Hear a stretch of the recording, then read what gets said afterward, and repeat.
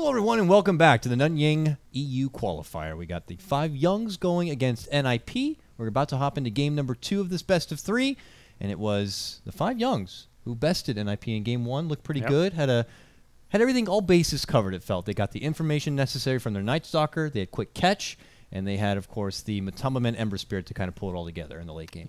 A very mobile lineup, too, which just, I feel like NiP didn't have the right supports. Coddle, Winter Wyvern, couldn't really do a whole lot in the fight, and even outside the anti-mates, like you've got the Puck, but Puck kept getting locked down as well by the countless silences and lockdown spells on the 5JuNGz side. So we'll see what happens in the game 2 draft. I feel like this is going to tell us a lot about where we're going with this game 2. Yes, well, we'll see where their first priorities lie. We have yet to see this schmancy, fancy new meta evolve and what might take priority, but for now, NiP will remove that Dark Seer and the Bounty Hunter.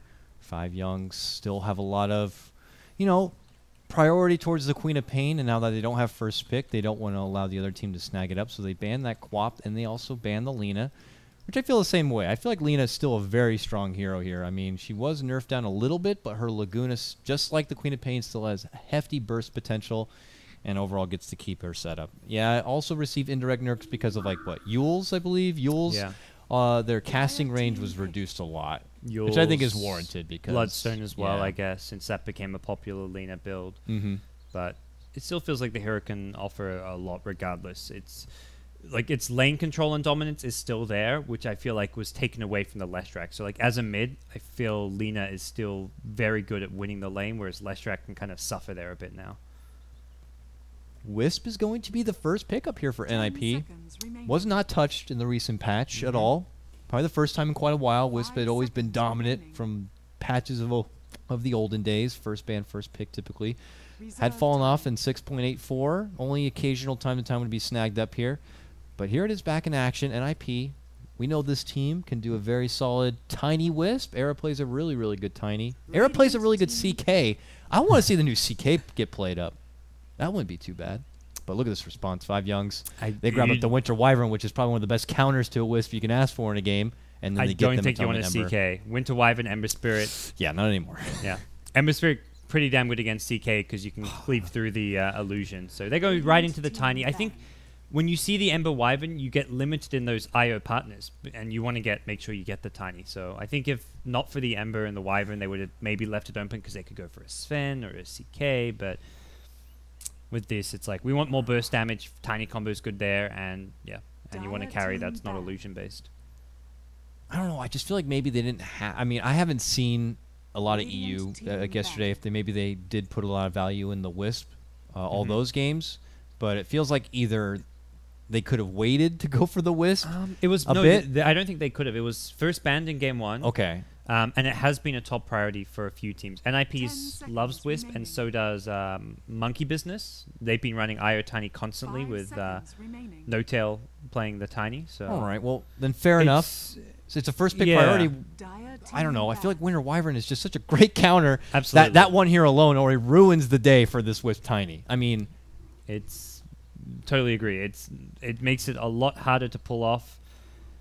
Late game physical damage can be dealt with the Cold Embrace, the Winter's Curse, fantastic. It's going to be tough for NiP to pull this one off, but we'll see where they go next with their draft, what kind of tempo control they can get for the mid lane for Limp, and what else is they going to be able to pick up to go with this. Just some way to counter this Winter's Curse. I feel like they're going to need take some sort of measure. Otherwise, this Wisp will not be able to just be near this Tiny at all. I mean, having mobile heroes seems to be where 5JuNGz had the edge last game. Being able to maneuver well in a team fight, maybe something that NiP take from that last game and look to do for themselves. But watch 5JuNGz here pick up like a Witch Doctor now, and then they have that in addition. Like you can just tell that this is going to be the bread and butter of the NiP lineup, and 5JuNGz have a full draft where they can just conveniently build around that. It makes me very curious to see what NiP are going to do to respond to that, because you have to know you're putting yourself in this predicament when you make an early commitment to a Wisp Tiny. Maybe they have something up their sleeve. We'll see. For now, though, the Razor going to be grabbed up from 5JuNGz. Another hero that's pretty good against like a Tiny type of draft in general. Yeah. Tiny wants to stand there, dishes off his huge combo, and then he's all about right-clicking. And if you want to stand and plant and fight, Razor's happy to kind of be there to sap up all of your damage. And then you got your big Whomping Willow, but that Whomping Willow is turned into a little twig.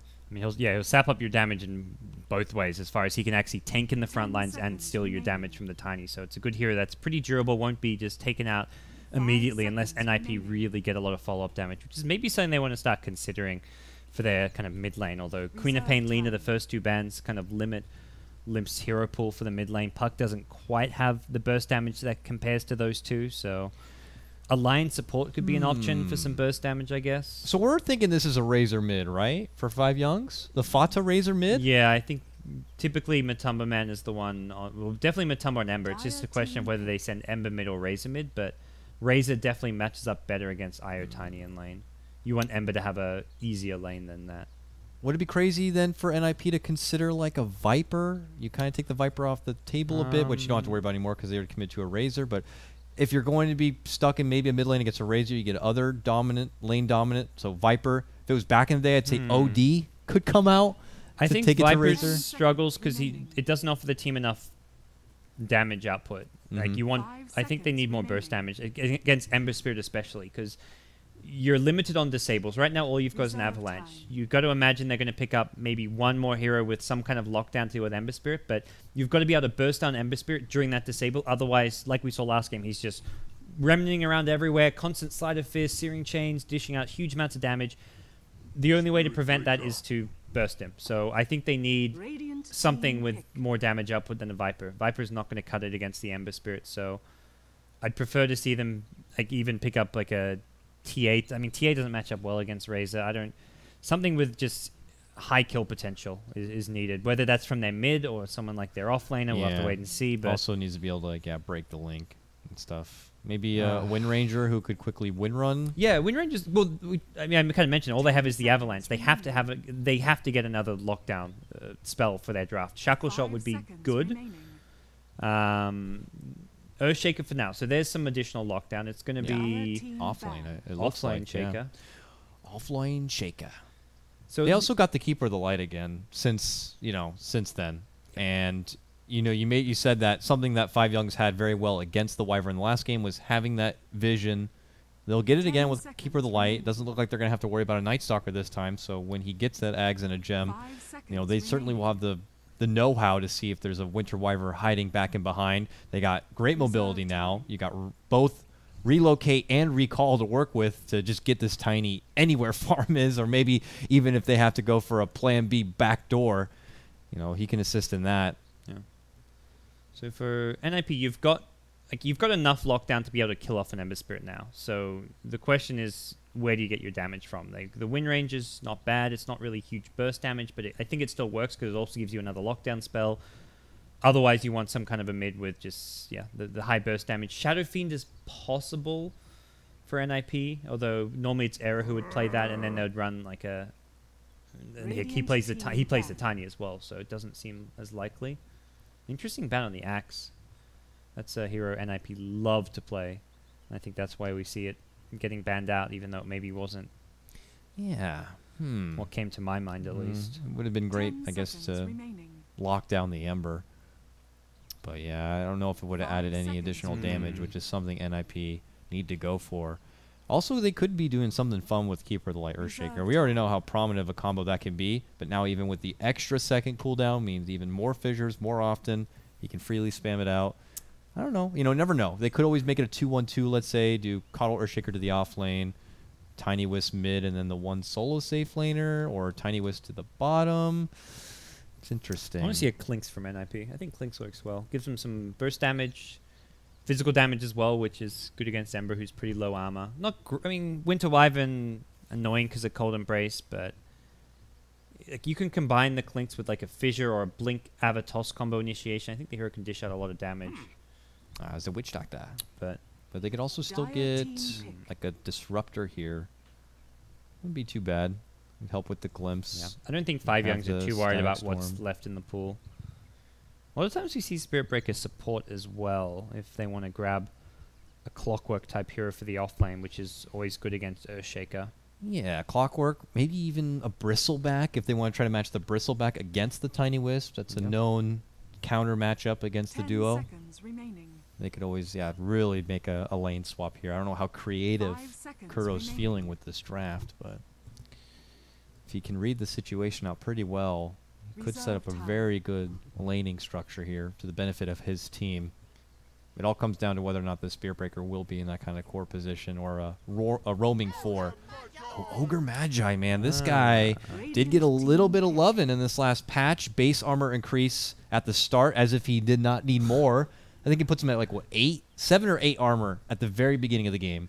If you give him just a casual ring of protection, because sometimes he might get tranks, who knows, you know, or just invest it for later. You're talking about 11 armor at level 1. Like, nuts.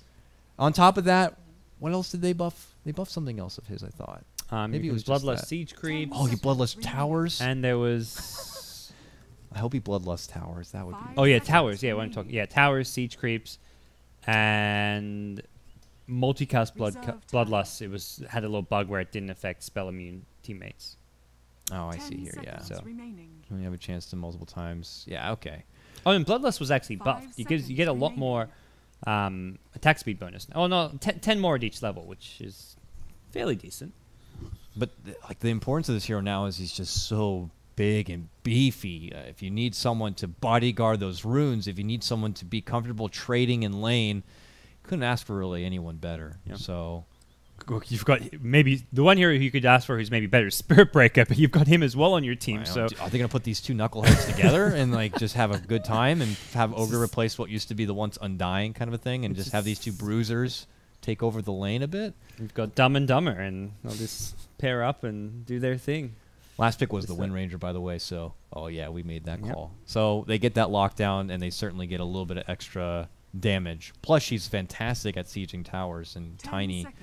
Her and Tiny could be very scary in the late game. Like, you think 5JuNGz could be like up, let's say, up a set of racks, but one crazy backdoor play comes out, and a relocate of a Tiny, a recall of a Wind Ranger, and they're going to be able to sweep through all those structures. And would you know it, I have just flattened my serializer again. It's happened to me all 3 games today. I don't know what's going on. If anyone is out there, tweet at us, at CuddleGuy. Cyborg Matt, where are you? Help me. What is this? We're getting flattened serializer errors, whatever that means. I don't know what a serializer is. And I don't want to flatten it anyways. If I want to flatten some sort of breakfast dish, it's pancakes. Oh, I got an update here, too. Yeah. Launch game as soon as it's ready. Sorry, guys. Obviously, not anything in our control. We both have no idea what's happening in the game. It looks like I will win this race, though, gods, and get in first. I bet all the other casters have dropped as well. Let's see. Reconnect. It happened last time with a few of the players, at least. I don't know what's going on with it. While we're connecting, I'm going to pose the question. What do you think is your favorite patch change in 6.85? Maybe a particular hero that you're happy to see a little bit of love in, or maybe a hero you hated that you're happy to see get nerfed, or an item? I like the Clinks change, where Helm of the Dominator is now 1400 minimum HP. Oh, I love playing Clinks, so you can dominate any creep you want, and it's guaranteed 1400 HP. So for the Death Pact, it's huge. Oh, yeah. I think Helm of the Dominator Clinks is going to be really strong. Clinks is a very niche pick, and I think it'll continue to be a fairly niche pick, but it's going to make the build a bit more interesting. Looks like we're going to get underway here. 5JuNGz will be able to claim this bottom rune. The top one snagged up from Handskin. That means his bottle is on the courier, and the courier's on the way. All right, free and easy bottle, so it will be a Tiny Wisp mid lane matchup here.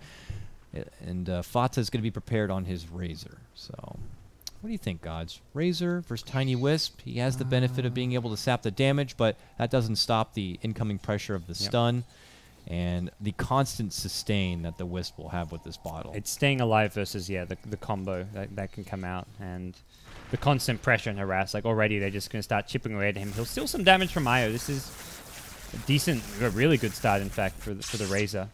Well, that's right. They changed it in this patch, where his damage up is like more continuous, and it's not like chunky over time. You know, it's not like big bursts of increments. I like that. That's a.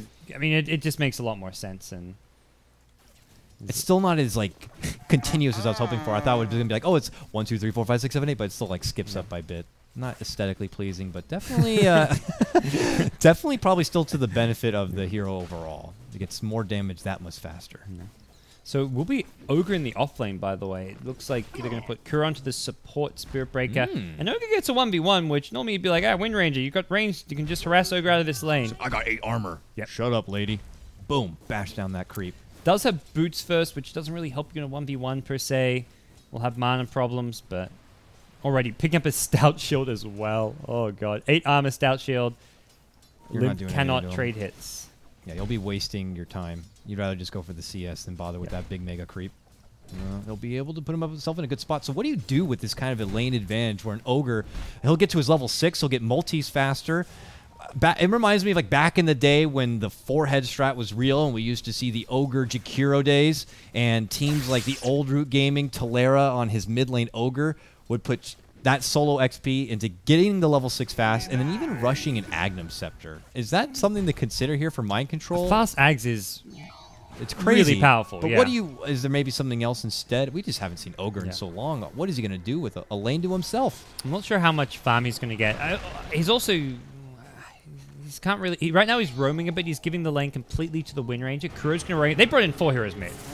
They are stuck in Deathman's alley here, and Wisp is like, go for me instead, trying to just divert attention away from Era, but Era's still in trouble. Even a charge coming out to maintain the vision, and we'll just throw everyone up in the air. It doesn't matter. He is done for. Double kill for mind control. May not get a lot of farm gods, but now he's bringing in farm of heroes. He dived the tower. He's full HP. He's got a bottle now and everything. Took literally no damage. It's great. The boots paid off. It just gave him that ability to roam towards the mid lane and get there quickly, dive a tower, get out of there, and now he's got the mana regen. I think one of the items you can also consider that maybe he's overlooked is the Mango. I think Ogre's a hero which in the off lane which benefits a lot from having it. You can't bottle up, you can't clarity up in the middle of a fight, but Mango is instant burst mana, which is fantastic on a hero like Ogre. But now that he's got the bottle already, I think this is a fantastic pickup because he can contest runes. Io is not going to get a bottom rune with Ogre going there every 2 minutes. Oh, no. Hasn't been able to get a lot of XP yet because there were so many people getting involved with that kill. For now, they're only level 3, putting the extra point into Ignite. And I'm always curious to see with Ogres and how they want to level up when they get to that level 7 point. If they like to put more... He's used Wind Run, and the charge is coming. This is bad for Limp. He's enticing him a bit. I think Mind Control could even afford to stay close to the lane, but now Limp will be caught out. There's going to be the charge. Courier walks in, says, uh-oh, walks right back away. Limp is going to get assistance here. Handskin does show up. Will heal him up a bit. They're not going to get the shackle onto Kuro. That's a win for 5JuNGz, though. Oh, they force the IO rotation, leave Era alone mid, and Jerix is already there with an Arctic Burn ready. If he wants to start harassing Era, IO has to immediately head back mid, and this Spirit Breaker and Ogre may cut him off. No, they won't find him. Here comes Kuro, though, charging up and above. Now, meanwhile, the Keeper of the Light will go down, but we'll keep action at mid. Bloodlust Spirit Breaker. Oh, the Metallo Man is going crazy. But here's Era, able to get the retort. Nice combo comes out, and they are going to be able to finish off potentially 2 here. Good save, though, from Jerix. Not going to be enough as Limp will finish him off with the power shot. Suddenly, Mind Control shows up, gets the stun off. He's trying to use his tank ability here to stand and fight, and he will be able to get the 1 kill onto Era. Will go down shortly after. Ends up being, what, a 3 for 2, I believe. Did you see what happened top of all? I was watching mid. I'm like, mid looks interesting. There's a charge under attack. They're diving the hell out of mid lane. And meanwhile, Metallo Man gets a 1v2 double kill. This guy's just insane on Ember Spirit. They will continue to first 2 pick it every single game. It was against a Earthshaker Coddle lane? Yeah. Earthshaker Coddle lane. I don't think he was level 6 yet either. He probably got level 6 from the kills, and that means it was just the Searing Chain's Flame Guard. Probably dodged the Illuminate, so he kept the Flame Guard up and hit some Searing Chains. I mean, I can just speculate. That's really all. And Earthshaker, uh-oh. They know he's coming in. They had the ward, but he still was not able to get the fissure off soon enough, so we'll be contested here. And no one's TPing, so Jonas looks like he will be going down. Wisp is en route, but uh-oh, not going to be making it in time. The tether comes a little bit too late. Metallo Man is already out of there. He's just going to try to pelt Kuro with as many balls as possible. And Metallo Man has no downtime. He TP's home. He left a Remnant. He buys his bottle, so now he's got the sustain for lane. He'll instantly Remnant back to lane. So he can go dive for a kill like that, get down to 100 HP, and then he's right back to the lane. I love the toss back here from Era. Puts Fodder right next to the tower. He starts eating those shots. Handskin shows up, and they're going to get the kill. Very nicely read from Era.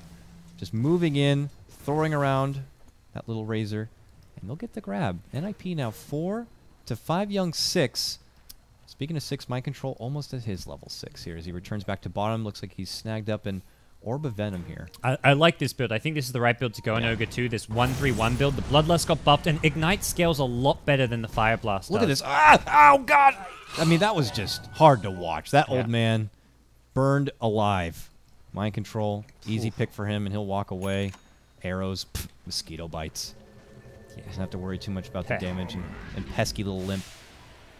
Well, it dived in top again. Kuro low on HP, getting bottled up by Matumba Man. Limp, nice shackle. He's done. Kuro still getting some bottle love in here. Charge. Can you Look find at that. Oh, can't get the power shot. Who's he going to charge? He may just hide here for a little bit. Oh, Limp is like, what? Hi. Oh, gets the charge off. He's going to run to the God. tower. Space! Space created! Were you going to come for me? He is a man on the run. Oh, they shot him. They got him. He was a fugitive right there. Yeah.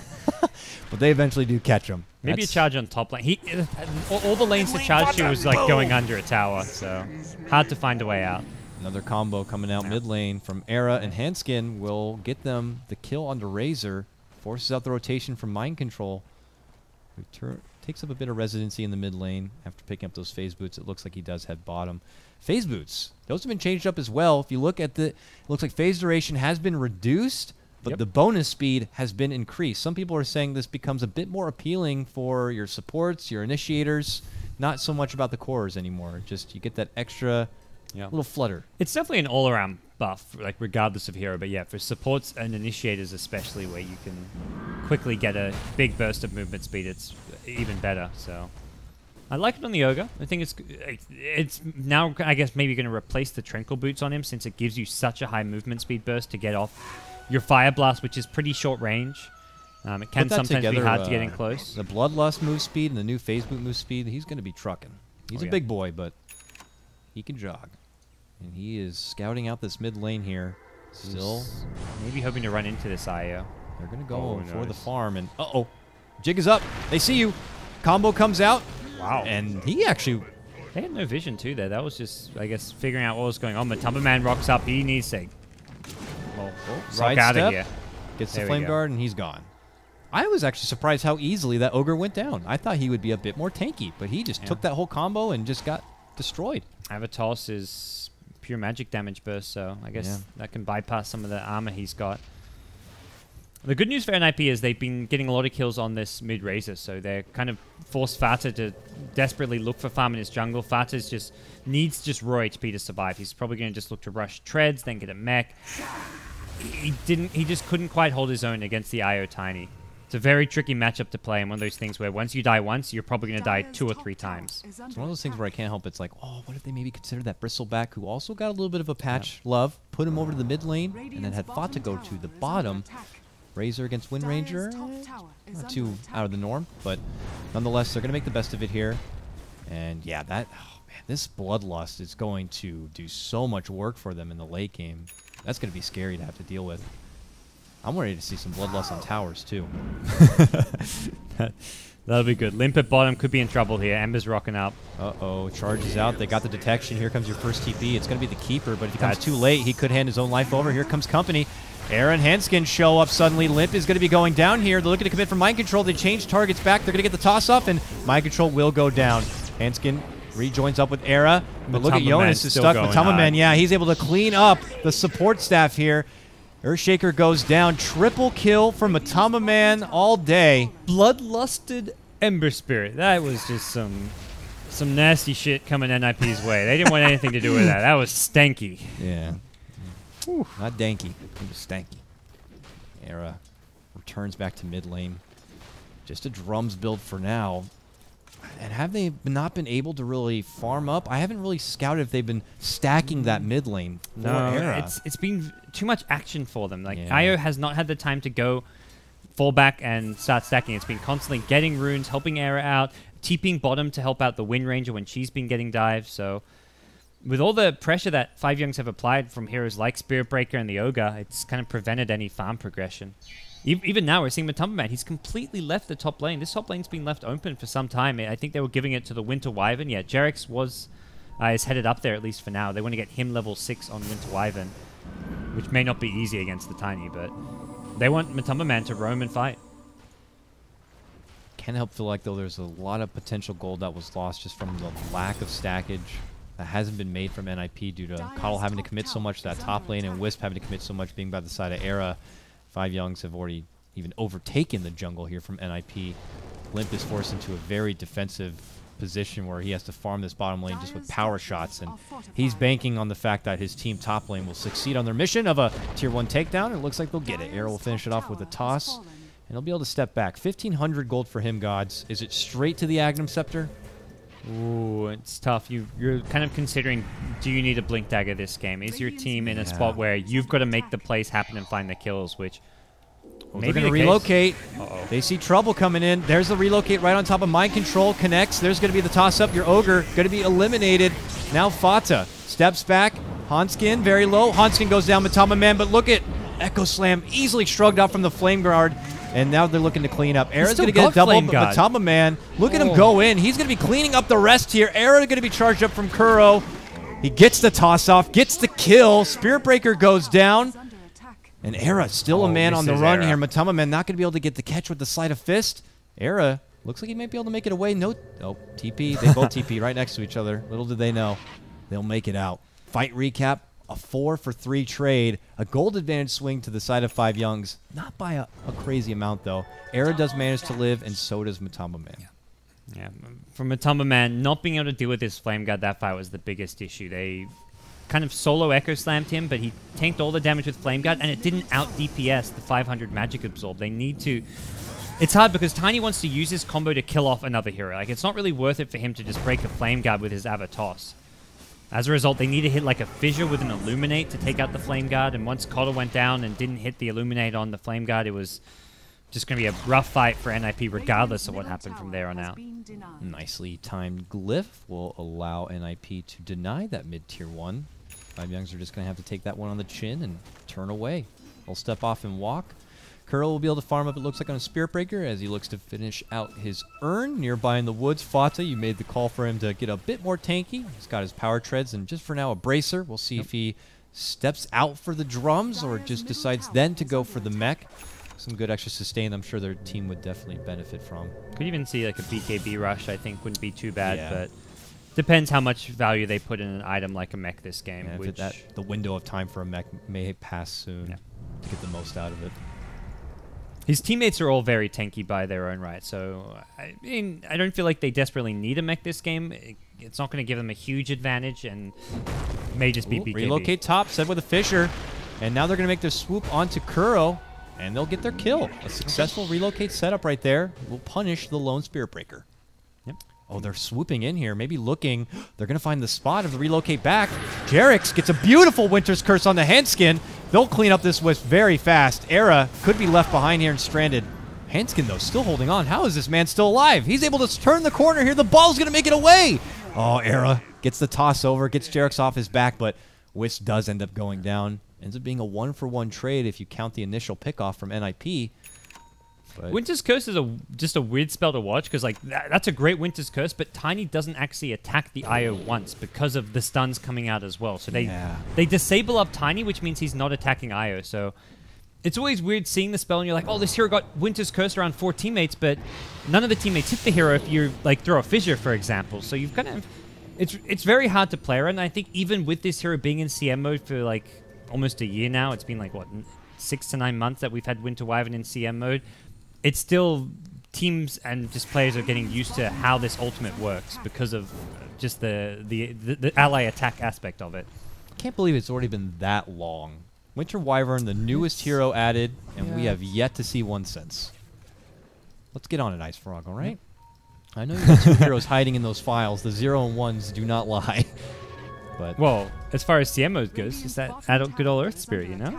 Oh. Everyone wants to see Earth Spirit. I want to see Earth Spirit in CM. Maybe 6.86. He's going backwards. He took heroes out of CM mode in the recent patch. Terrorblade no longer in CM. Very similar to... Didn't he do that kind of thing with Broodmother? When they kind of remade Broodmother with her new cliff walking and everything? They like took her out of CM and were like, we're gonna introduce something pretty damn dramatic. So it might not be CM ready. And at first it was completely broken. It was ridiculous. So it's like, okay, we made the right call to pull out of CM. And after they got a good sample size of tests, it looked like they made the appropriate adjustments, and then she was introduced again to CM. Probably we'll see the same thing with Terrorblade. New Terrorblade's pretty sick right now. I have not seen it yet. I don't think he's too strong by any means for CM, but the new Reflection, being able to hit, like, a team fight, you can hit 5 heroes with it, is a lot of fun and pretty insane. Bottom lane, charge out from Kuro, looking to make it go into Era, but yeah, they see 2 Star Trek teleporters come in, and they do not want to commit. Only Handskin will end up showing up, but not going to be a kill opportunity they want. So, big picture, gods. Who's getting the most of what they want in their strategy right now? Is there a team that seems to be a bit more firmer in control? Uh-oh, top lane might have to hold that thought as they make a beautiful relocate setup, and they take out the dragon. JerAx will go down. It'll be another successful relocate setup here. NiP doing a nice job utilizing these aggressive little wards to give them just a bit of intel to get ganks like that. I think big picture-wise, the late game favors NiP very much with the tiny win range as 2 great late game carries. The IO giving them good sustain and just consider the back. It's right now for 5JuNGz, and it's going to continue to be the case. It's all about playing this aggressive, chaotic Dota. They're just diving for kills when they can, trying to waste NiP's time, hurt their farming efficiency. Like that play at bottom where they tried to dive the Tiny at the tier 2 and just force 2 TPs.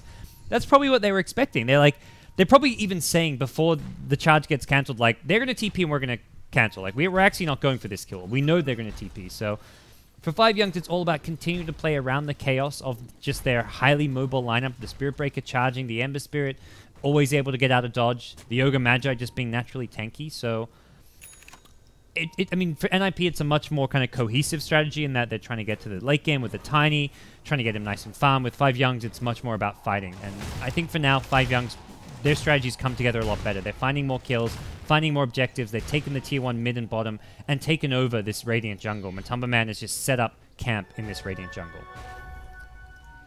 He's got a DD rune, and he's about to get off a big sleight of fist. Era's going to take the damage and be like, what the hell's happening? Looks to turn the corner. Matumba Man will drop a safety remnant, but he needs more help if they do want to commit in. It looks like they will not. So they pull off for now.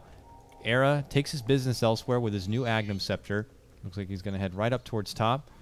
JerAx has been on D-ward duty here because of all these pesky wards that allow him to get these relocates. He's been trying to make sure he can take the vision back. A lot of it on this top lane. And it looks like he'll sweep back out. So we look to Seal Kit here. Been a quiet game from your Keeper of the Light, and it doesn't look like he is able to throw together any sort of component of the Ags just yet. So he's going to be a bit off on the timing. Just playing very reserved. Yeah, we saw a lot more farm on him last game. It was like 25 minutes or so when he got that Aghanim Scepter. Yeah. Unfortunately, they may give him some more priority, but it's hard. There's a lot of catch and pick off potential when there's Spirit Break on the other team as well as Ember Spirit. And he had just such a bad slow start. And he doesn't have a jungle to like farm in with Matumba Man constantly being there. Like sometimes you can find easily farm on the side as a Coddle. You've already made the commitment to do 4 points into the blast, so you can always just freely blast down some jungle camps on the side.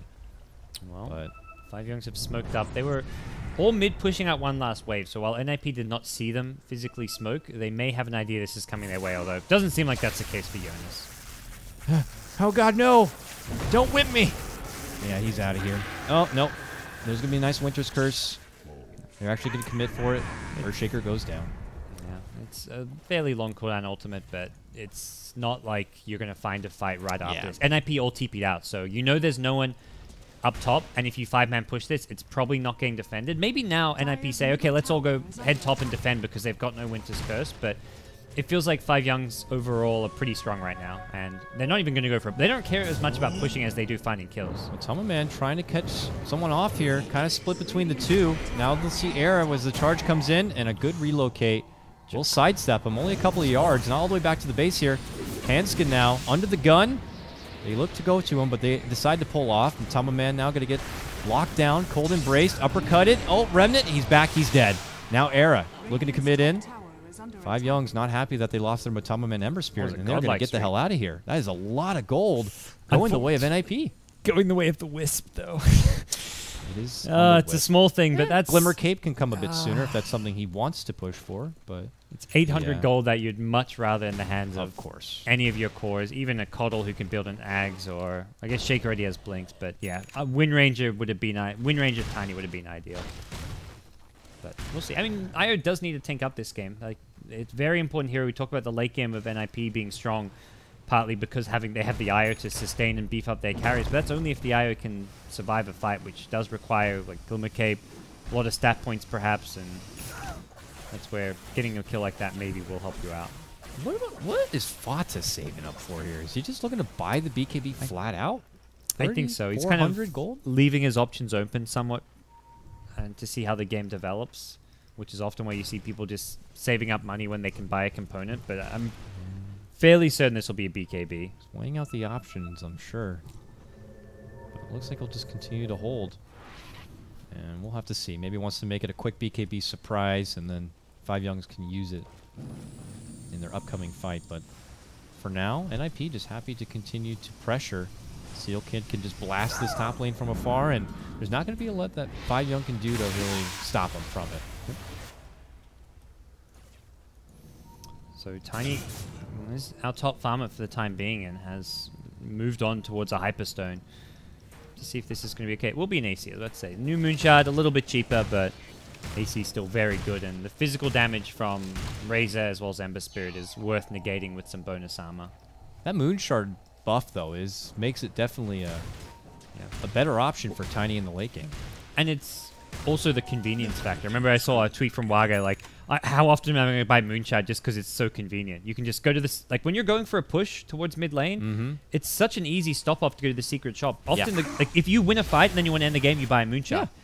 Because what happens often is the courier's in use, it's off doing something, and you can't actually... You have to stop at your base as well as the side shop. Like, you can't wait for a courier. If you can just walk there, pick it up, and then go push, you're in a great position. So. Especially if you're, like, let's say, Radiant side, you're pushing into the Dire base mid lane, you take the first set of racks, which gives you that huge boost of ridiculous amounts of gold, but you're able to make that quick step off to the Dire side secret shop, pick up your Moonshard, and then go bottom lane to finish out the job. Yeah. So and even just like a surprise, like you're about to take a fight, like I'm just going to buy Moonshard. This is a huge amount of attack speed. For a lot of heroes, it's like doubling your damage output as a physical damage carry. So it's a great item now, I think, because of that. I think we'll see more. I think what probably Frog looked at with the old Moonshard is like people are just buying this as a 7th item, which they only consume. I think we'll see Moonshards purchase and not always consume now. Yeah. On some heroes, it's still like Tiny, obviously, one of the ideal candidates for it, but there's other heroes which I think it's quite good on. Well, for now, though, 5JuNGz, they're gathering up here. Is this a smoke in the making? No, it's a pause in the making, of course. So we'll wait a bit. Maybe it's a smoke break. New kebab pizza on order here. Well, continue to hold out. Coddle suddenly, after having no components, has 2 of the 4 components, though, for his Ags. So it's getting scrapped together. They've obviously given him the farm necessary. We make a lot of talk about the Moonshard here, but it looks like the next pickup is indeed going to be the AC, complete for Era. And so he'll have all that sweet extra armor, sieging capability to work with here. Mind Control. Now, this was one I was curious where he was going to be going after completing out those phase boots, and it's going to be an Agnums for him as well. Not really surprised by that. If you're able to get off a couple of multis, that's just ridiculous lockdown. You're not going to be seeing the fight anytime soon. So that's where... even Tiny will look squishy against this. It feels like he'll need a BKB, or he needs the IO to stay alive. So once IO's down, he's just going to start throwing Fire Blast constantly at Tiny, and when the multicasts start rolling in, this Tiny will struggle to stay alive against Ogre. It would be nice if they could get a Glimmer Cape, something that I was suspecting the Wisp would probably go for. You see already, like if a multi starts happening on your ally, it's like, oh, we'll just quickly throw a Glimmer Cape on that guy. And that will greatly reduce a lot of the damage. They've got Earthshaker and Io, who are both good candidates. And Coddle, after the Ag Scepter, can get one. I mean, having multiple, I feel, is perfectly fine as well for the team. Yeah. Looks like NiP are back. 5JuNGz, though, not. Yeah. The new Glimmer Cape, though, has been nerfed. It is a delay before you get the magic resistance. But it's cheaper mana, too. Yeah. So it's very much not like instantly you get that magic resistance. So it's obviously an item that Ice Frog is watching closely, and people always have like strong opinions on. And he's like, okay, well, we'll make the adjustments. Don't worry. I mean, remember when it first came out? Was it no mana, or it was like very cheap mana or something? I think it was no mana at all. It was just crazy. Yeah. So tweaks being done. Game back underway here. Top rune in Illusion going to be bottled up there for Hanskin. Limp has his Ags complete. This is just Team Ags happening right now. And then he can look to build into that damage. Full-fledged slasher build. Another pause. Yeah, oh boy. Just No a reminder, full best of 3 here, folks. It's 1 matchup already for 5JuNGz. This will conclude today's action before we come back tomorrow for another best of 1 lower bracket match into the corresponding upper bracket match to follow.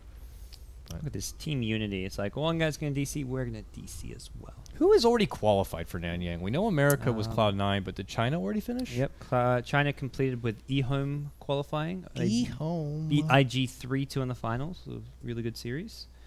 And then we have SEA starting after Europe, which is MVP Phoenix probably favorites there. Fnatic, I'm sure, is also going to be... They got directly invited. Oh, that's right. So we've got 4 qualifier spots and 6 direct invites. So for those of you unaware of the invited teams, we've got 3 from China, CDEC, LGD, and Vici Gaming, and then 3 non-Chinese invites, which is Virtus Pro, Secret, and Fnatic. Yeah. So it should be a fantastic lineup for the main event. The event should look ridiculous. We got to see a couple of the pictures of the place and even the hotel. Looks like something out of a freaking brochure. Paradise brochure. Well, it looks like it's going to be a little bit longer here for NiP. He needs to restart. Apparently there's some animation bugs, which is no problem. Be totally patient. That's right. Been pretty good day for Dota. I'm actually okay with the European schedule. I actually don't have to miss dinner so much now. On the America time, it's always like, okay, I'm about to start my casting. It feels like it's 3 when I'm prepping everything, and then American casting finishes. It's 11 at night. I like the American casting because it's like the night before. It's like, oh, I can stay up playing pubs till 5 in the morning, true, yeah. and then I don't have to send an alarm even. Like I'll always be awake by 3 p.m. or something. But I never feel productive on that. With the Europe schedule, it's like, okay, I'm up at 8 in the morning. I'm gonna be productive. I can then finish my cast. It's still daylight outside, so I can go and get lunch, get some vitamin D. And it's like, oh, had a good day. D. Yeah, I certainly need more of that. We were looking at some casts yesterday, and our first feedback was, we need more vitamin D. Yeah, we need to get tan. That darn glowing ball in the sky. It's the lighting. It's if we had makeup on every broadcast. That's what it is. We're missing the foundation. Yeah. Looks like we'll get back underway here. Fata starts charging down this mid lane, and Limp narrowly avoids a little bit of aggression coming out as he gets the lasso onto Matumbaman. Gonna pull the hell back here, and they start heading right towards this top lane where it looks like NiP are quickly heading out. They're gone. AC just 500 gold from completion for Era, so he's ahead of the Ember Spirit as well as the Razor for now. Still a very good lineup for fighting that IO Tiny. We haven't even seen the Winter's Curse come into play yet, it feels like. It's found a solo pick off here or there, but we haven't seen that big team fight, it feels like. But there's definitely one brewing. Unless NiP want to entirely stick to the split push, but with the pick-off potential of Spirit Breaker, I mean, you can use Winter's Curse for solo kills. It's worth it if your opponents are playing a split push game, so I think NiP can't just entirely resort to split push. They want to try and make a smoke play, be the aggressors themselves once they get this AC. And if they win a fight or get like a pick-off or 2, they can then look to take Roshan. Yeah, they're definitely not looking to take team fights right now. It's just the only things we've really been seeing has been occasional relocates and pickoffs from NiP, and then 5JuNGz kind of really committing in on the back of a charge from Kuro, and then Matumbaman looking for a cleanup. Uh-oh, Jarek's TP's in. Jonas now feared for his life. Does have the blink, though. Will be able to make it away to safety. And as good as a start Matumbaman had, he's been very quiet. It's that one death where he lost his godlike streak. Since then, he spent a lot of time roaming around the enemy jungle, not finding kills. And I think only now he's realized, okay, let's just get back to farming. I'll finish up the Daedalus, and then I have a lot more damage output in a team fight. Can it be a bit like nerving here for Matumbaman if he commits for the Battle Fury and a Daedalus and like the casual buildup that he might still be a bit too squishy for Tiny? I think it's okay, just because the lockdown is still just it's limited. You've got 3 heroes with good lockdown, the Tiny combo, the Shackle, and the Earthshaker, but Earthshaker can't really commit to a fight unless he knows he's going to be able to blow up. If he Blink Echoes on Matumbaman, he's got to be able to secure the kill, which is not something he can do at the start of a fight easily. Thata's got a BKB, Ogre's going to look to counterplay, Spirit Breaker's going to look to go charging through to disrupt the fight as well, so I think it's fine for now committing to the Daedalus. It's just going to be probably the defensive item afterwards, where he wants to get a BKB or even a Skadi's a potential pickup. Oh, yeah. Just gives you some HP, and the Skadi slowed pretty good against Tiny as well. Era's got his AC now done. Him and Hanskin continue to just kind of be brother in arms here as they farm anything in sight. I'm anxious to see possibly a Moon Shard come out next, but I don't know if it's something they consider. Manta, another possible option. Daedalus if you want to really hit freaking hard. Seen some butterfly play out of No Tail from time to time. Yeah, There's a lot of different possibilities, I guess, and BKB may be needed is the thing is this game where I feel the Ogre with an Ag Scepter just going to cause him problems. It's whether or not it's his next item. It's to me, especially if this goes late, we'll definitely see a BKB. Maybe a team will win a big fight and the game will end, but BKB is definitely on Era's mind, either as his next item or the item after, it feels like. I'm sure what's on his mind is getting into adulthood here. He's very close to level 16. He'll probably get it clearing out this wave. Aha! Come on, baby. Oh! Puberty is over. Now he's full. He's a man. Big, tiny man. Ready to engage. We'll have to see. Still continues to build the funds, but look at this on the other side. Charge into Limp. Limp gonna get connected with the Nether Strike. Here comes Fata racing on in. Gonna get the whip. Huh, huh. Tries to break him down, and it looks like Limp will be going down. Feels like it's been a while since we've seen a kill gods, but 5JuNGz are going to be able to deliver here in a nice little solid Wind Ranger pick, and it looks like they'll use this momentum to segue into the Roach pit. Yeah, problem for NiP is they already TP'd out Tiny, so it's 40 seconds before Tiny's TP's back up. He could start running across the map, or his team can go there and you look to relocate in, but they've got to find some way to get vision, which they haven't really got. So I think NiP have just... they're not even going to try and contest this one. Yeah. One of those things... wish you had like a convenient clockwork or something to kind of scout things, but... You'd see how low Matama Man is, and you could just go for that blind well, not even blind, you'd just go for the relocate at that point, but they haven't got that vision. And because they don't, 5JuNGz will take down the Roche. Aegis indeed will be pocketed up here by Matama Man. And now they look to go to top, and Era's like, hi, welcome to top lane, Fata. Cold Embrace is going to come off, and they are going to relocate back and away. Wisp heads back, and... yeah, he didn't go for the Glimmer Cape. So, and that Glimmer Cape is something that can always save your life. Oh, They're yeah. actually not going to go for him. They decide they don't have the numbers and they don't know who's coming back with him. Yeah, Tiny actually got brought back top. They're ready to set up for a Blink Echo. Yeah, wasn't that in that Alliance game with the quick buyback, Tiny return relocate play? That was great. That was nice. So Fata just tanking up on the Razor. The Plate Mail BKB. Shiver's Guard, I think, is better than AC, maybe, because you're against the Tiny who suffers for attack speed. But either is good. I think the Shivers is just better. Yeah. Nerfing the attack speed seems to be, at this point, a top priority. If Tiny didn't already have the AC, then maybe you can get one yourself to punish him for his weak armor, but he's already so swole with 30 armor base.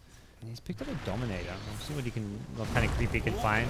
Okay. Oh my goodness. It's like a self-serve batting practice right there. He just takes out the Wyvern. Jarek's going to be dropped immediately in Era. Godlike, 10-2 on his Tiny. It's after the 0-2 start, so he's turned this game around for himself and this team. 5JuNGz have slipped away. It's never really been a sizable lead for them, but it's been very much they've lost control. Kuro now at top gets caught out by a Shackle. Limp. Blink, Shackle engage, and then the relocate follows it up. Quick follow-up, another pick. It's just another support, though. And this is while 5JuNGz have the Aegis, so we're seeing 5JuNGz is unable to find a team fight because NiP just seem to have complete control of this dire jungle, and they're never really showing enough on the map that 5JuNGz can get a charge and try and initiate. They're just hiding in the fog, waiting for that pickoff. They get a pickoff, then instantly they vanish again. Just this ninja-like approach to the game where it's just find that quick pick, get out, and then 5JuNGz just left scratching their heads like, we have an Aegis and we're not really fighting. We're not really getting any objectives right now. You know what would be a dirty combo in the late game for sure? Keeper of the Light and the Ember Spirit. Double Sleight of Fist. Only a 1 second cooldown. Oh. That would be disgusting. That would be kind of fun. I was sitting there like I really thought, I'm like, oh wow, when they get the chakra magic, it's like, other team. But still, Matama Man, confident to stay away from the engagement to top, and is just trying to make a race for being a late game damage dealer against this Tiny. So that those Sleight of Fist will do serious punishment. And for right now, he just holds off with the Battle Fury and the Daedalus, but NiP are back, scouting out this top.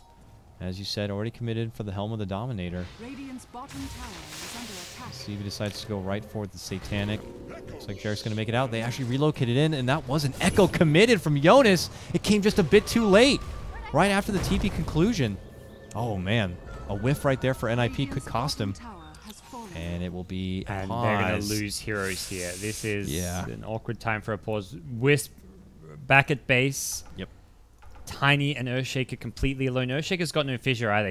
He will be able to blink, so we'll see where he blinks to. But Arrow's going to get hit by. Actually, no, he can. Okay, he's got an avalanche, so he's probably going to look to turn avalanche. Whether or not the turn time will allow him to get that off, hard to tell. He's going to turn and cast it, and he's slight though from Matama Man. yeah. Well, I don't want to predict too much. Yeah, it was just funny because time I was to- watching MV cast and the game was paused. He's like, this hero is definitely dead, and it was like they survived so easy. So I'm just like, Can't over. pros can get it wrong. I can get it wrong. Let's wait and see. Let's wait and see. He is lagging or something.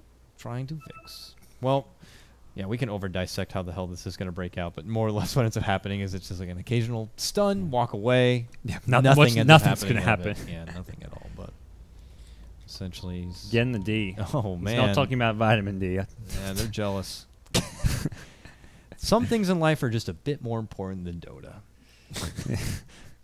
Even your Nanyang championship run. Well, I think he's talking about a different D, double D. Oh yeah. Black King Bar, Fata. Fata feels like it's been pretty quiet for this Razor. Yeah. Not a typical It's- Fata performance. It's just I'm a Razor. I stand here and farmed. do stuff. Like he's well ahead of Wind Ranger.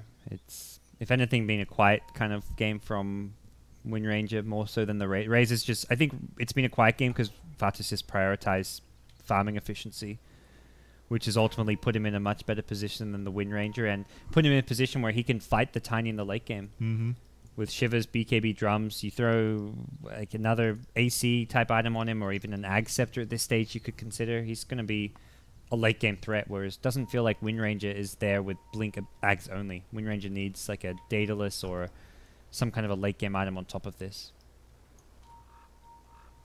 Even then, I don't know if it's going to be too easy for this Wind Ranger to kind of clean up. Outside of the Wyvern, none of the targets are going to be really easy to shred apart. Ogre continues to kind of get a bit big ever since he picked up the Agnum Scepter. Probably Kuro, but Kurmo has picked up a medallion, has a little bit of armor. We'll have to see, though. Always that Cold Embrace waiting, a Glimmer Cape, a Winter's Curse. That could be there to help out. And Handskin is back now. As he returns back to base here, we are curious to see what is going to be happening here to his two teammates. Yes. As the engagement comes out from the side of 5JuNGz here, Kuro charging in and Matama chasing. He's got a Remnant too if he wants to lunge Yeah. forward with that. Wind Ranger isn't too far away. 4 seconds on a blink. Okay. Maybe could show up. Coddle, I guess, cannot get there. So they theoretically, NiP could have 4 heroes up here. Io will relocate back pretty soon, so... we'll see. Could be an interesting little... Actually, no, sorry, Io TP home. No, Io's not getting back. What am I talking about with relocate? So there's 3 at most. I think NiP are just hightailing it out of here. It's whether 5JuNGz can catch anyone. No fissure makes this hard to retreat. 3, 2, 1, fight! And that's it. That's why you do not overanalyze. Oh, okay. Yeah. He did actually relocate. So he TP'd home and the relocate was just about to pull him back in. Whoa, are you seeing this weird tether? Nope, that's you. It was like glitching around. Okay. That was something different. All right. With that, situation diffused. Separation now as 5JuNGz will return back to their jungle to continue farming up. They give themselves one little defensive ward right up here to see if there's going to be any pressure towards that top lane. And they continue to get the most even out of the NiP woods. But as you pointed out before, not really getting a lot done with this Aegis. I'm not sure how much time they have left with it, if they even want to do anything with it. But I have to say that would be a victory overall for NiP. Yeah. It's been somewhat of farming Aegis, I guess. It's given them a little bit of time and space to just get more items on Razor. Ogre's even still continuing to farm a little bit. We have a gem now on Seal Kid, so your Ags Coddle. It's time to sweep some wards out. They will totally secure their whole jungle and take their business to bottom to keep farming up. But with this, they can kind of take a lot of the map control back. There is also a gem on the Jerax on the other side, so to each their own. And 5JuNGz will just kind of creep their way back over. So we need to start looking at the big picture here, gods, as both teams continue to farm. Late game Ember Spirit, NiP Do you think they're going to be comfortable going in for a team fight, or will it be sooner that they have to go for that like plan B option of split pushing and trying to rat out towers with this tiny whisk combo? Yeah, I felt during the draft or at the end of the draft that NiP had the superior late game, but the farm isn't there on the heroes that need it, most noticeably the win range. And that's where I feel 5JuNGz can actually match up okay because of how well Fata's done, just continuing to farm the jungle. Ember Spirit's going for a pure glass cannon, and I think there's just not enough threat from the Wind Ranger DPS. If he ever gets shackled, it doesn't feel like Wind Ranger can kill him. And Jarex with the Cold Embrace can always save his life. So it does feel like I kind of have to go back against what I said earlier. I think 5JuNGz will have the edge even with this game dragging on just because NiP are not finding farm across the board. It's exclusively on Tiny right now. So Tiny's going to be a late game beast. It's just the other heroes will not be. Smoke move from NiP. They're going to go all the way up and around. They saw where Kuro was. They had the vision from the Coddle. They want a higher value kill, but it looks like this is all they're going to get. They'll block him out so no one can run in and he can't run out. And they'll just get the easy setup with the shackle. So good smoke move leads to a good execution. That's Keeper of the Light taking advantage of that unobstructed vision where you can see more than the range of your smoke. Yeah. I think two things. They wanted to make sure there wasn't somebody sitting behind him, and also if there was someone sitting behind him, it may have been a better kill. Because right now, Kuro is probably the least important kill you can get. Winter Wyvern, you could... Winter Wyvern has a gem, so just as far as money goes, it's a big turnaround to take your opponent's gem. So Kuro, the least valuable kill for NiP to get with the smoke, but they also want to be safe, so they'll take it. They'll should be looking to drop some wards down if they have some, and it doesn't look like they do. So yeah, summon stash, but not on hand. That's unfortunate. While they're doing this full sweep through, they could have gained so much extra intel, or maybe just fear like they'd have to get it even in a good spot with them also having a gem. Uh-oh, Jonas forced himself away from what looked like a bit of trouble. Still will get chained up, but there will be no follow through from the 5JuNGz side. He actually went in for a secondary chain just to see, but not going to be there farming. So Motelman will make his return, and he has a Demon Edge here. Second Daedalus, MKB possibly? MKB possible against, well, especially now that he's seen Tiny's Talisman. Oh, so yeah. I think it'll be the MKB. All right. And it's very much slowed down this game. You can we haven't seen Ogre Magi involved. Like, he's got 4 kills, 3 assists. I'm pretty sure all of those happened in the first 10 minutes of this game. And it's just been the way this game's developed, and that's where they want to transition Ogre Magi into a late game hero. Ideally try and get him a level 16 for the multicast factor. But more importantly, they're focusing on also Matumba Man's farm, who has picked up, what is it, the MKB. So yeah, there will be an MKB. Smoke time. And they're bloodlusting up. Bloodlust the Spirit Breaker. He's charging out. Bumps right by Era and is like, uh-oh, I'm in trouble. I just will get hit with a fissure. There's a stun combo. Kuro's dead. Here comes everyone else now. After the combo's been taken care of, maybe they're going to be able to get the quick finish onto Era. All of his damage getting sapped away now from Fata as he begins to whip him down. Handskin up in arms with mind controls, looking to finish him off. Big Winter's Curse comes out onto Era, but Jonas shows up, drops the Echo. Matumba Man going to be taken care of, but Fata is the janitor as he cleans up the mess and secures a triple. Looks like Seal Kid will be able to hide into a little crevice and TP away. Jonas, though, is going to be the next target, and an ultra kill comes out for the Razor. Stole 210 damage there. That's like the dream scenario for Razor. They focused everything on Matumba Man. He gets a huge static link off, and he's just put in a position where he can clean up. And they may push on. Tiny actually spends money to complete the butterfly, so it won't have buyback anymore. That's 40 seconds on the sidelines. He had buyback, and he spent the money while he was dead. He could have just... he should have maybe saved buyback here, but we'll see. The buyback from Earthshaker may be enough on its own.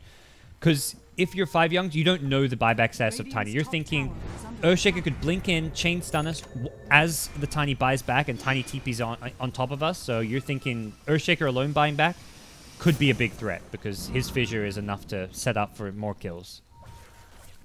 Fata now buys a butterfly, not even going to go for that more... I mean, it is survivability, it's evasion, but attack speed, if you're stealing 200 damage in a fight, is going to mean Fata can dish out some not even just real DPS. He's getting also the Bloodlust. He's going to be a whipping machine. And you're pretty guaranteed often to be able to steal that 200-ish damage from Tiny, because he isn't super mobile in the fight. He's going to quickly lose the tether if you hit Wisp with a sleight of fist. Wisp has constantly been forced to run away and just split up from the Tiny, which means Tiny, for one, his damage is negated. Two, he can't move around as fast. He's getting static linked up, and you've got the Shivers slow to even help you further. So just lock Tiny in place with a Nether Strike or something just to set up a static link, and you win the fight. I have no idea how this Wisp is going to survive just the onslaught of damage. If he's caught in one sleight of fist and it crits, oh, Lord have mercy. Mid lane. Oh, what is this? They are converging in. Uh-oh, the jig is up. Limp gets caught with a big, big Winter's Curse, but look who's relocating in from behind. A good jump out from the Ogre. They can't get a target with this relocate yet. Jonas, eating a lot of damage already, still has no Echo Slam, gets the fissure off, but it's Fata now. Flexing off that new Butterfly. Look at him charge in. He gets the Bloodlust and everything, and they're on the chase. Jonas going to be able to blink away, but 5JuNGz in total control at this point. Yeah, just the one kill, but it's a one-team fight regardless, and Relocate comes in. Tiny doesn't get all too much. The big thing there where 5JuNGz didn't win that fight more convincingly was they couldn't kill off the Wisp, so guaranteed Relocate out for the Tiny, and also not a very good static link for Fata. He only stole about 30 damage early on. Not that it mattered in the end. It was very much the team fight was less kind of cluttered. It was much more split up. The Wind Ranger running one direction, the IO Tiny fighting somewhere else. So he didn't really find that opening to get a lot of damage, but it didn't matter for 5JuNGz. Roshan secured. This is going to get tough for NiP now. Can't help but feel like that big fight bottom lane where Fata came out huge might have just been the big tipping point. And 5JuNGz, who are already up one game, just need this one win to just push on. Well, it really looked like Ember was going to be the late game carry, whereas Fata was just going to be like the Aura guy. He's going to the Aura guy who steals Tiny's damage. Like he was in the front, BKB Shivers. I talked about going for like an AC next or an Ag Scepter just to tank up, but he said, "Look, I just got an Ultra Kill. I'm the late game carry now." He's overtaken Ember Spirit as far as net worth. But he also gets hit here with a Fissure, a Blast, a Relocate, and now Fata's dead. So that's a value kill. 800 gold. I don't think they want to fight even with the Aegis here. Era is chasing because he knows they can deal with 2 lives on Ember Spirit if Razor is dead. They're going to push down mid, I imagine, but buyback is available. Oh, any opportunity for Tiny to get his hands on a tower, that tower is not going to be standing very long. And we'll see him go to work here.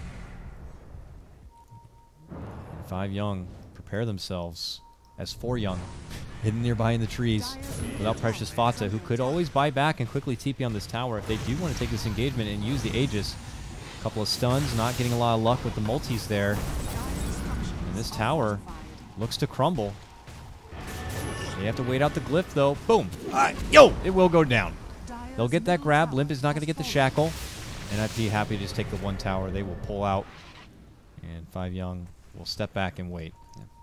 That shackle close to latching. If it does, could be trouble. So Limp, no Daedalus, just the Crystallis for now. His DPS still a bit lacking. Shivas might be in order here for Jonas. Very, very useful for their team if he's able to throw it together. He has the plate mail on hand. They certainly could use it. Would it be a good Lotus Orb game as well? I'm trying to. That's the other item I always think of. Late game against with a plate mail, but I don't. Lotus Orb. I'm not. What would you need to remove, though? Well, it could be good on your frontline Tiny against the Ogre is the main thing. You can turn around the Fire Blast. Oh, don't get me wrong. There's a lot to echo. I was just trying to think of stuff to have to purge. There's not much to purge, but this is a game where you could send back a charge, send back a static link. Yep. I think the item is typically bought for the purge more than the echo, but this is one of the few games where you putting it on Tiny in the front lines, the echo on the Fire Blast especially could be pretty useful. It just prevents them from even using the spells in fear of the reflection. Yeah. Ogre could just throw himself into a multicast Fury. So does it? I don't think it gets rid of the static link damage loss. I'm not 100% sure on that one. Does it emit your own static link onto the Razor, though? Ah, that I feel like it does. So basically the Razor loses as much damage as he's gaining. I must see this now, nullifies. gods. I must see this. This needs to happen. Now you must buy a Lotus Orb or Shaker because I need to know the answer. We'll have to see, though. He's closer to the Lotus Orb, certainly, but... I think, like you initially said, more likely the Shivers, and I was just trying to... it's Lotus Orb late game is often a really game-changing item, but I think less so this game compared to some games where there's Sheep Sticks and... They buffed Lotus Orb as well, I believe. believe it's cheaper. Quickly check Not for you. positive. Well, the perseverance aspect is cheaper. Let's see if I can alt-click it here in the The shop. cooldown was reduced from 17 to 15, and the mana cost was reduced from 100 to 75. So a pretty big buff on the item. I think it's one of those things Ah, there where it is. the item is so exciting and fun to watch that Ice Frog is just like, we got to buff this item so we can see more Lotus Orbs in pro play. He's like, I thought of a really cool item. Yeah. Now I want to see it. Yeah. Not just as a late game item. Like, you want to see it more in the early. Because right now it's very much, if it's before 30 to 40 minutes, you never see Lotus Orbs. It's very much like a 50 to 60 minute type and item. there's not really a hero where it's like, oh, Lotus Orb is just core on this person. Yeah. You must get a Lotus Orb, or you're not playing the hero correctly. The build-up kind of sucks for it too. So There's just no stats on it at Yeah. all. You know, you're just investing a ton of money for some armor. it's the same with Refresher. You don't want it like double perseverance. who wants a double perseverance in the early game? Like, that's useless Maybe as can be. So Dota 1 Jug. yeah. all perseverances all day for max Yep. Blade Furies. Oh. But nowadays, yeah, you just don't The old find that days kind where of you- essential use. You buy HP regen rather than stats. Well, No smoke opportunity here for 5JuNGz. looks like Era going to go for an MKB of his own. He's got a Demon Edge. Radiant's middle Daedalus tower is amazing, under but attack. as far as damage goes, but there's too much evasion on Radiant's this middle dire tower side has fallen. with Butterfly, as well as what you imagine will be a Solar Crest for Kuro coming up. There we go. There's the Solar Crest. Ooh. So they Aegis expires, which gives NiP some more time. Still feels like 5JuNGz are the ones in control. And Fata continuing to farm up to 4.6k gold, so his item's going to continue to Kuro, a develop. bit deep here. Oh, hi, how you doing? It's like, I can Dead. evade? No, I can't evade. Actually, a couple of misses there because of the Solar Crest at the end, but just one of those sacrifices I guess you make as a support. It's like, I'm going to go into the dark, all right? And I will either walk out with an extra piece of intel from my team that they can use, maybe a deep ward. He was holding a couple of sentries, but ends up crossing paths with the big bad Tiny. He's still the least valuable kill for NiP to be getting, and that's where playing that least valuable player, like least valuable hero on your team in the late game can be kind of enjoyable. You get to go in those deep places. Maybe you feed. It's like, they're get scouting information team. They're not ganking right now. They're killing me. Yeah, you don't get any bonus from taking out the lowest net worth. You definitely want him alive for a team fight because the charge can potentially stun multiple heroes. The Nether Strike goes through BKBs, which there isn't a single BKB, so I shouldn't even be bringing up. But he's definitely a valuable hero in a fight. But he dies.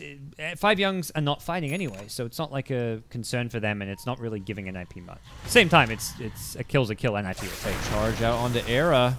Fata looking to pursue, sapping up that damage here. Not going to get a crazy amount, but still has the plus 254 to add in. Blinding Light looks to keep him back. Nice shackle. Lock Mind Control and Matama Man together and creates plenty of space for NiP to get back into the safety zone right inside their home. Okay. Now they've got the Boots of Travel on Matama Man 2 coming out, so They got that ward, but it will be spotted. and Gem likely to take it out immediately. That's an obvious ward. Kuro, come on. High ground. I like to go for the little one over here, you know? Yeah, that one, and even the one like in the mid lane, like behind the trees somewhere, where it scouts out the exit from the high ground of mid lane. But yeah, ward gets deleted, and NiP will continue to get what little farm they can. So it will be a Daedalus complete for win range. It gives up the buyback. Jonas will be going for the Lotus Orb, buys the Perseverance up, and actually, has it. So there we go.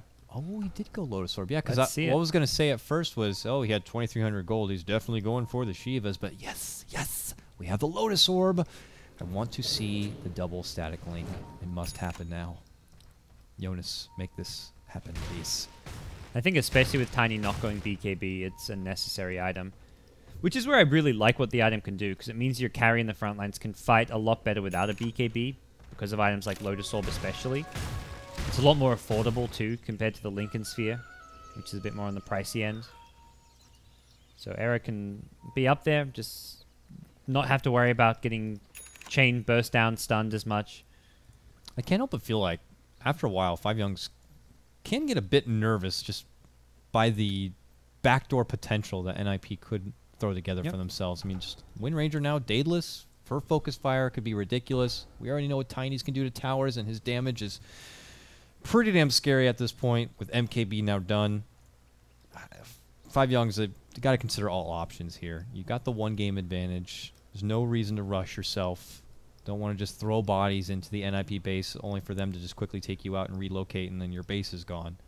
So I'm sure they're just taking this very, very seriously. And I think that's where they're not going for any kind of a push or whatever, because they know that that happens. The split push is going to meet. If they group as 5 ever and show themselves, NiP are just off to a side lane, pushing it out. If it ever gets in the high ground, IO Tiny will shred a part of lane of rack. So it's not really feasible to group up and push. Even with the Aegis, they got no actual objectives out of the Aegis. They managed to farm, get their next couple of items, but not much more than that. So Matama Man currently sporting 3,800 gold. Scotty, maybe, to tank up a lot of damage and build in some stats? Or do you just get super greedy and get like a second Battle Fury or freaking more damage? I think we've gone late enough that a Scotty isn't actually going to be as important. You get a Scotty earlier on when you're squishier, but he's level 24 now. He's already up to 1900 HP just from having a lot of stat points.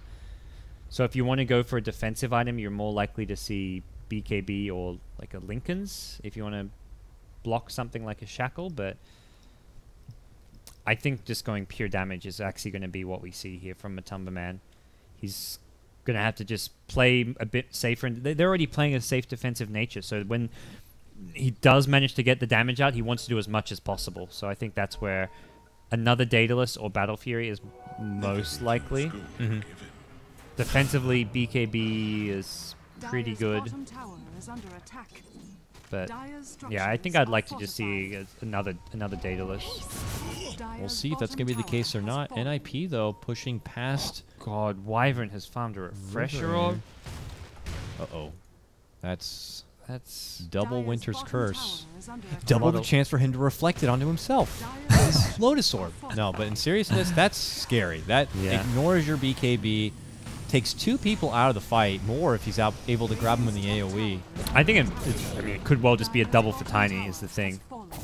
Oh, Tiny in the front line is very hard to kill. nice perk there for your Ogre is these fire... What is it? It's The Ignite? the Ignite will occasionally just bounce off to someone in the fog if it Oh, yeah. multis. It's So an Earthshaker hiding in the trees waiting to blink it. Just a random little potion. my favorite flies is when out you're and just it's like farming a lane, you throw the Ignite, and then there's like a hero in the trees next to you, Yeah. like just hiding, waiting to jump, and you're like, what the hell? If you see your Ignite just fly off into the dark, you just get the hell out of there at that point. Radiant's top tower is under attack. They almost get an opportunity to make a jump onto the Earthshaker, and that's where it's even scarier. Is Earthshaker has a blink dagger. If that Ignite hits him, he's not blinking out from that bad spot. Radiant's He's able to top get away, tower though, is under before it attack. connects.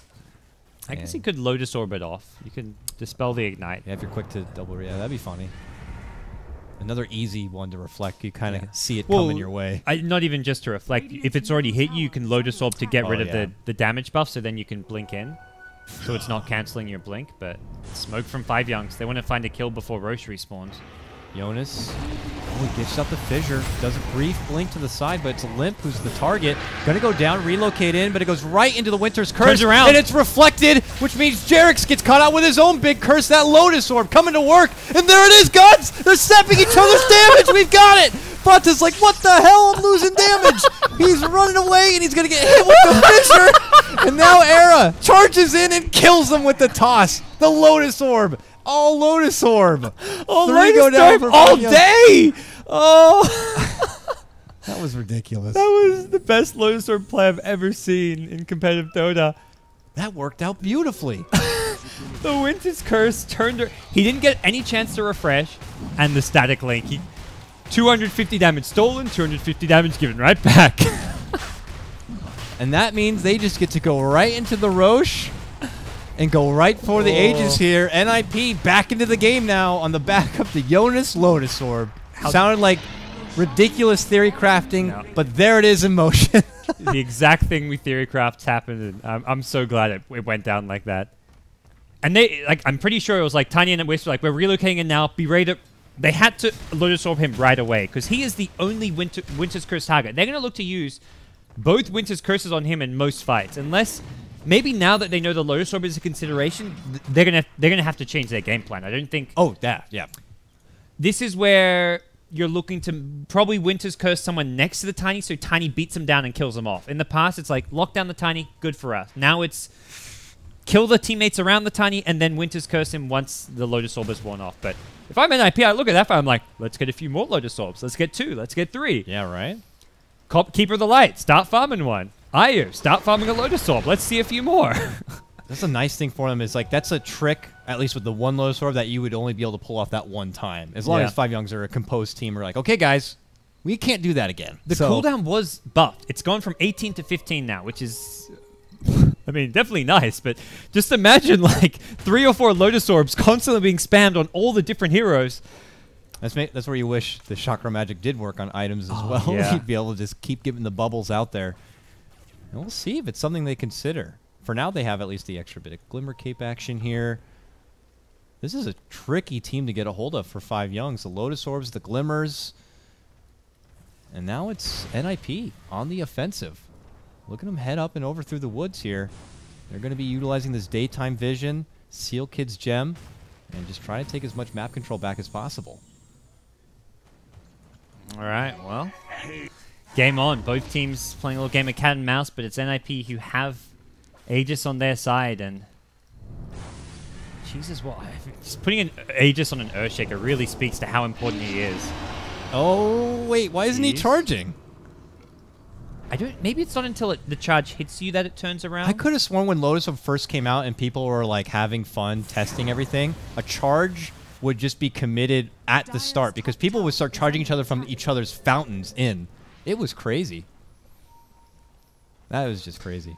But it definitely forced 5JuNGz to You kind of don't- think twice about The these thing kind is, of Lotus Orb can engagements. always backfire. I've seen snowballs on Lotus Orbs, and then your teammate would snowball into the enemy team and like lose a fight. Like I've seen the Lotus Orb backfire and lose a team a fight before. So it's a very bizarre item in that sense. Like if you see someone get Lotus and you're a Tusk, you can just snowball into them, and they'll snowball right back at your base. That's why I thought there the charge would start. That would have forced Yeah. Limp to start heading back towards the enemy. Maybe he canceled. Well, the thing is with charge, you can cancel. Maybe it, he had so- Wind Run going, and that was a weird interaction. I don't know, but Well, if he did start charging, can he just instantly cancel it, or is that yeah, does it not let you cancel? That to me is, I guess, the Maybe. question there. Yeah, I don't know. If he insta canceled the charge, then it doesn't matter too much.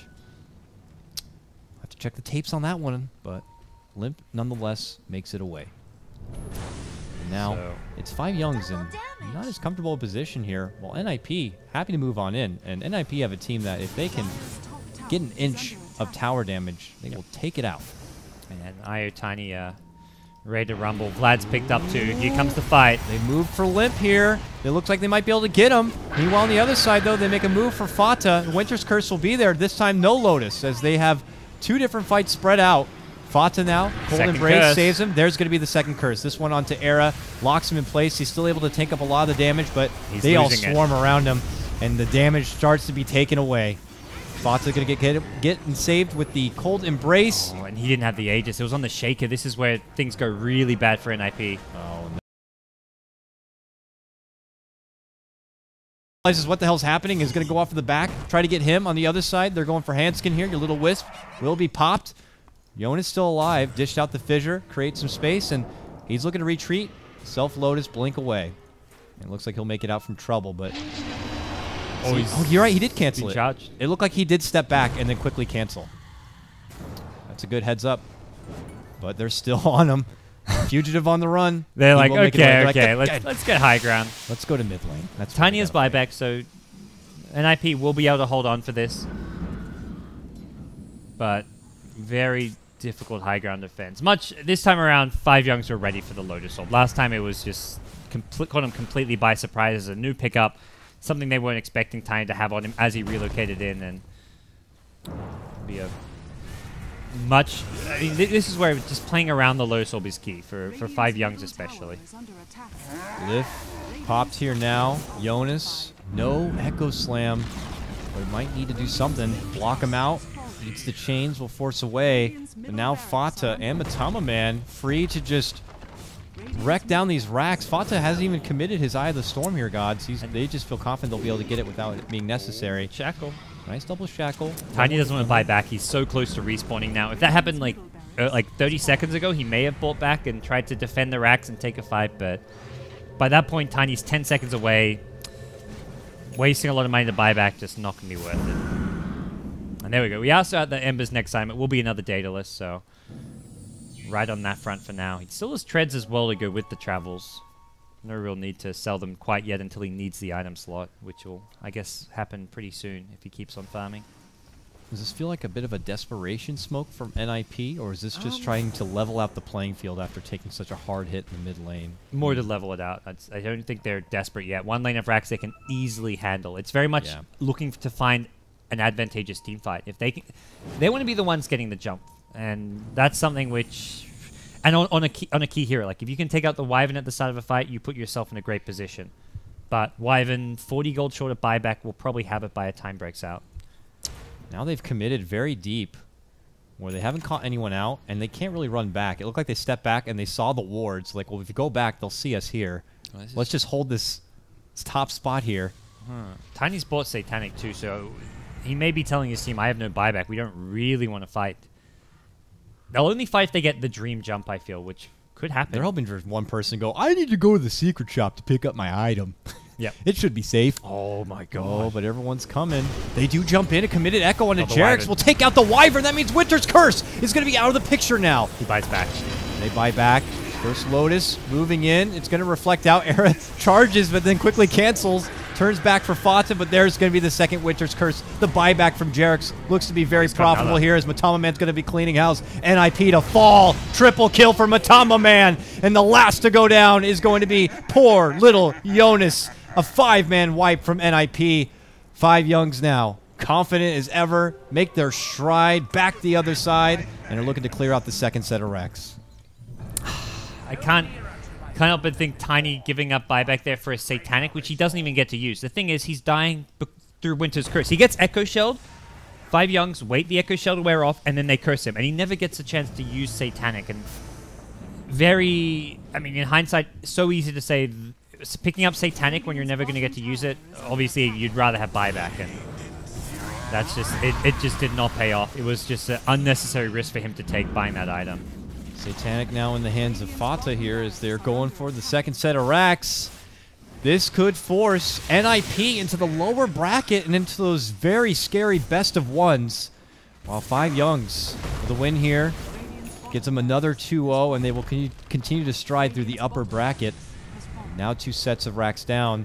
Is it going to be that time for NiP to think about the backdoor plays or something? There really is not going to be very many options left. I think it is one of their best options here. And 5JuNGz have pretty good counter push, though. Ember Spirit can always go back, push out a lane, and then use the Remnant to just be mobile all over the place. Oh, and they're going to lose. They can't afford to lose Limp before Tiny's back. They need to fight when Tiny's alive. Relocate save from Hanskin, which was not necessary, is going to take relocate now. Off the table. Look like they might be able to get a small catch on the Fata. Jonas. He's got no TP since he bought the Satanic. He's just going to run. Able to dish out. BKB's ended. Oh, that mana leak, though. Very pesky. He's actually not retreating. They're ready to fight with Curse again. Yeah. Limp's going to commit in. Gets the shackle. Here comes trouble, though. Cold Embrace will be there to help. And okay, that Wind Ranger's dead. Yep. That was such a quick snip. Her head just fell off. That was ridiculous. Seal Kid now. Going to have to deal with Kuro. Kuro looking to bash him on down. Tries to Glimmer to make it out to safety. Fata. Woo! Almost caught out. Barely able to slip through the back door. And will get healed up from JuNGz. This looks to be the game-ending fight, possibly, Gods. 5JuNGz are just too strong, too powerful, too badass. Era will go down. It'll be the second straight 5-man wipe. And this game could be over. Jonas is DC'd, which triggers the auto pause, but they've thrown 0 in the buybacks. towel. Yep, it's over. And so much control for the Tiny. He just got kited around, chain stun, the curse, the static link, the charge at the end, the ogre with the Aghanim scepter had constant stuns flying out, and a BKB would have only partially helped as well, because a lot of that is going to go through BKB. The Nether Strike will go through BKB, as will the Winter's Curses, and that's where it was going to be there wasn't really an item which was going to solve Era's problems. It was going to have to come from a play style and a fight selection, and I think just finding a better timing. They gave too much room for Fata to keep on farming his items, and I think they need to maybe fight earlier, especially when they had the Aegis. I was a bit surprised to see them put it on the Earthshaker. I think they needed to... He had a helm of the Dominator at that point. If he dropped his Dominator, taken the Aegis, I think that was NiP's timing to go for a high ground push. They're pushing into an Ember Spirit. Maybe chances are it doesn't work out, but that to me was the one way back in this game, was an Aegis on Tiny, and hope, because it just gives him that extra life. He gets Winter's Curse, he dies while he comes back. Yeah. And they certainly put together a lineup to be able to siege. We just didn't get to see said siege. Yes. It was just very basic, unfortunately, for them. I love the cheeky plays with the Lotus Orb. That definitely made me giggle. So I got to give NiP props for that. And they're not out yet. They will be going down to the lower bracket. They will have to battle their way now through the lower bracket best of ones, but there's always still going to be a fighting chance. For 5JuNGz, though, they've won. They'll get to advance on forward, and we look to see how they're going to be able to perform, I believe, now in the semifinals of this Nanyang EU Winner bracket run. final, actually. Is it already the winner There's bracket only final? 8 teams. They've won 2 series. Whew. Oh, awesome. This is So flying by quick. Yeah, it's like 6 days and we're done or something. They versed the winner of the 2 monkeys. Oh, We're that's gonna going see to be monkey versus tomorrow. monkey Tomorrow, I'm action. excited. Now, tomorrow, we get to see El Clasico first. So we get Na'Vi versus Alliance. I get to cast my nuts, which is my favorite. And then after that, we get the monkey battle. We get to see Monkey Business versus Monkey Freedom Fighters. Should be some good Dota games. Should be a barrel of monkeys. Anyways, guys, we're going to wrap things up. We're beyond the summit. I'm Coddle Guy. That's GoDz. It was a pleasure bringing you some of the Nanyang championships here, but we're going to return tomorrow, same time, same place, for even more EU qualifier action. Check out the VODs, of course, on the Beyond the Summit YouTube channel, and we'll be back then for more action. Catch you later.